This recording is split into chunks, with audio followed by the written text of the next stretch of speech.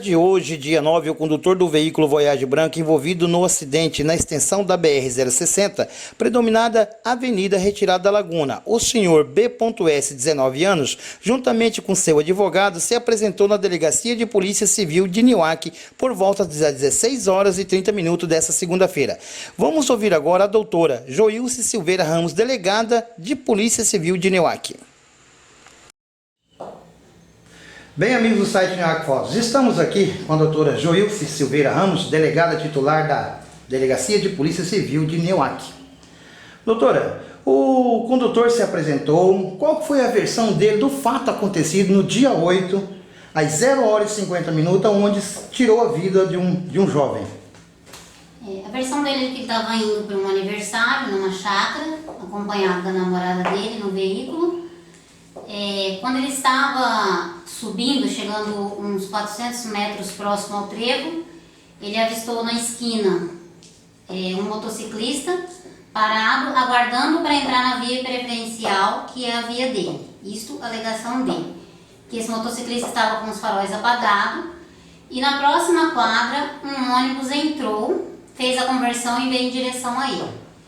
Ele disse que a luz do ônibus ofuscou a visão dele e de repente ele sentiu um impacto. Ele não viu o motoqueiro entrando na frente dele.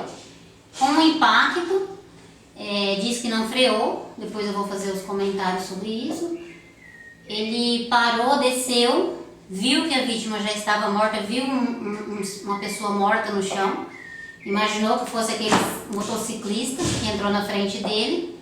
Viu que já estava morto, não tinha mais como prestar socorro, pegou a namorada dele e fugiu, com medo de reação de familiares e com medo do pai dele, porque ele havia pego o carro escondido.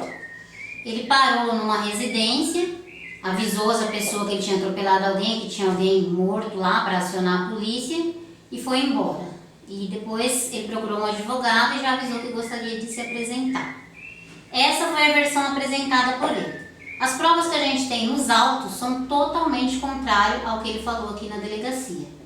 No exato momento em que o crime aconteceu, as investigações já começaram. Foi acionada a perícia, que vem de Jardim, e nesse momento o investigador de polícia de plantão já começou as entrevistas no local dos fatos, conseguiu localizar 2 testemunhas que presenciaram tudo o que aconteceu, e as testemunhas narraram de forma totalmente diferente. Na verdade, o motoqueiro estava na via preferencial na frente dele, e ia entrar para o bairro, não da forma como que ele falou, que do bairro ia entrar na via preferencial.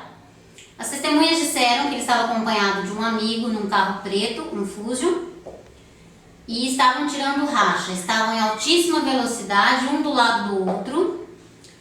O motoqueiro deu seta, que ia entrar, que ia fazer a conversão da forma correta, e como ele estava numa velocidade muito alta, ele não conseguiu parar e atingiu o motoqueiro.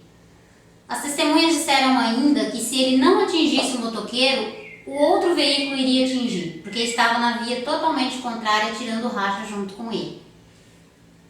Então, o que ele disse aqui não condiz com as provas que nós temos nos autos. Uma outra coisa que ele disse, existe no local uma freada de 96 metros, os peritos estiveram no local e por essa freada vão aferir a velocidade que ele estava, que ele não freou em nenhum momento, que essas freadas já estavam no asfalto posteriormente em data anterior ao acidente. O que é totalmente contrário ao relatório que nós temos nos autos. Doutora, caso condenado, quantos anos pegaria e qual artigo que ele foi enquadrado? Ele foi interrogado e indiciado pelo artigo 302, que é homicídio culposo na direção de veículo automotor. No momento em que o advogado apresenta o autor aqui, eu tenho uma decisão de indiciá-lo ou não. Se as alegações que ele me apresenta demonstram que realmente ele não teve culpa, eu apenas ouço ele em declarações. Nesse caso, eu tenho toda a convicção de que ele foi o culpado do acidente, nós temos as testemunhas, nós temos as provas, vamos aguardar os laudos periciais.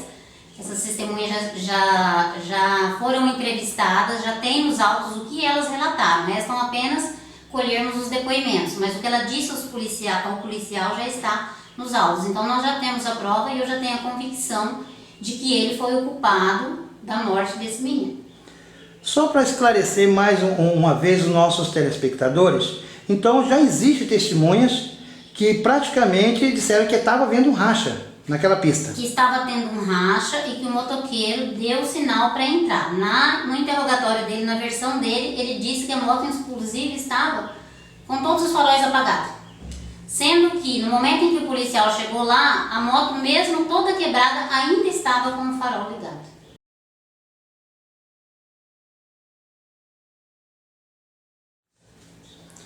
Doutora Joilce, a questão sobre a rede social, comentários, alguns falatórios que está havendo, o que a senhora tem a dizer sobre isso? Infelizmente, surgem comentários porque as pessoas são leigas no assunto, né? Não entendem do nosso Código Penal, da nossa legislação, e acham que houve omissão de um policial ou do próprio delegado na condução das investigações. Acreditam que porque, em razão do autor ter uma condição financeira boa, né, e a gente está protegendo alguém, mas infelizmente em algumas situações realmente nem eu concordo com a lei, mas sou obrigada a cumpri-la, ainda que eu não concorde, né? A nossa lei diz que a pessoa praticou um crime e se apresentar na delegacia espontaneamente, sozinho ou acompanhado de advogado, não cabe prisão em flagrante delito. Então, o que aconteceu? No momento em que o investigador estava fazendo as entrevistas, colhendo as provas já ali no local, ele conseguiu localizar o senhor, onde esse rapaz se escondeu, e esse senhor já avisou. Ele disse aqui que vai, inclusive isso consta no histórico do boletim de ocorrência, ele disse que está fugindo por medo e que vai se apresentar amanhã com o advogado. Então, o delegado de polícia, nesse caso, tem que aguardar pelo menos no outro dia para ele se apresentar. Até porque não tem como de madrugada fazer um pedido de prisão, acordar o juiz de madrugada para decretar uma prisão. Então a gente aguarda pelo menos aquele primeiro momento para ver se ele vai se apresentar. Neste caso, no domingo de manhã, ele não veio na delegacia se apresentar. O advogado ligou e pediu para agendar um horário para que ele se apresentasse. Então, nesse caso, eu só poderia prendê-lo se eu fizesse uma representação, se houvessem requisitos de uma prisão preventiva. E não tem, né? Ele é primário, ele tem residência fixa, né? Então, eu não tenho hoje os requisitos para pedir a prisão dele. Por isso, eu interroguei e liberei, obedecendo o que diz o nosso código. E muitas pessoas leigas que não entendem, acham que foi liberado porque é filhinho de papai, porque tem dinheiro. E o pior, colocam isso nas redes sociais como se fosse uma verdade. Então eu alerto essas pessoas que colocaram nas redes sociais que tomem cuidado com o que escrevem. Porque as palavras voam, mas as escritas ficam. Isso foi impresso e nós vamos tomar providência.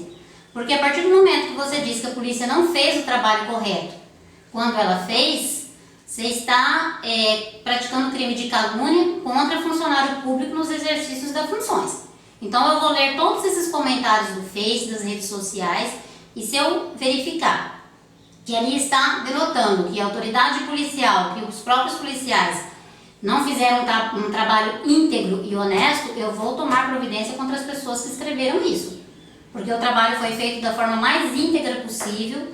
Eu tive muito cuidado, eu pedi para o policial, vai lá agora, entrevista todo mundo, tenta achar testemunha. Por quê? Porque na hora que você localiza a testemunha, que ela está chocada com o fato, ela conta tudo o que aconteceu. 2 dias depois na delegacia, ela já não viu mais nada. Ela fica com medo de depor, ela fica meio preocupada porque é conhecido, e aí ela diz que não viu mais nada. Mas a partir do momento que ela contou para o policial e o policial escreveu o que ela contou, não tem mais volta. E eu tive essa preocupação de entrevistar as testemunhas e contar no relatório tudo que elas falaram. Tanto é que eu já tenho, mesmo sem colher depoimento, provas mais do que suficientes que ele foi culpado desse crime. Doutora Joilce, é muito interessante esse esclarecimento seu sobre redes sociais, as pessoas colocarem em redes sociais coisas que não entendem. A lei ela é muito complexa, então até a senhora que é uma funcionária pública, uma delegada de polícia, tem que acompanhar a lei. Por mais que qualquer cidadão não concorde, existe uma lei e ela tem que ser cumprida. Então por isso, fica alertado aí aos internautas que ficam colocando qualquer situação aí, querendo colocar palavras na boca de outras pessoas através da rede social. Até o nosso site mesmo, doutora, sofreu algumas críticas por pessoas que queriam que nosso site desse nome. Só que até o momento que aconteceu o fato, que chegamos ali, fizemos todo o nosso trabalho, nós não tínhamos nome, nós não tínhamos uma fonte oficial. Mas agora com seu depoimento aí, esclarecendo para a população o que foi tomado as devidas providências, esclareceu o porquê que não foi feito o pedido de prisão, porque existe um espaço dentro da lei que permite a senhora aguardar. Então fica o agradecimento aí da população aí pela sua reportagem, esclarecendo e botando aí E eu gostaria de deixar bem claro que essa é a minha convicção como delegada de polícia. Né? Eu presido os autos e tenho o poder de tomar essa decisão e interrogá-lo. Não quer dizer que ele vai ser condenado no Poder Judiciário. Ele ainda vai ser julgado e pode até que seja absolvido. Pode que o juiz não entenda da forma que eu entendi. Mas aqui na delegacia de polícia ele sai como autor, como culpado.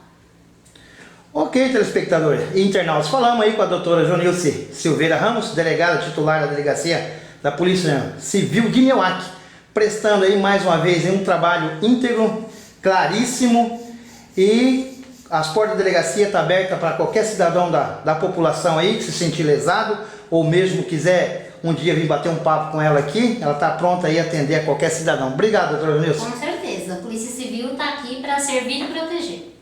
Robson Maciel, do site Nioaque Fotos.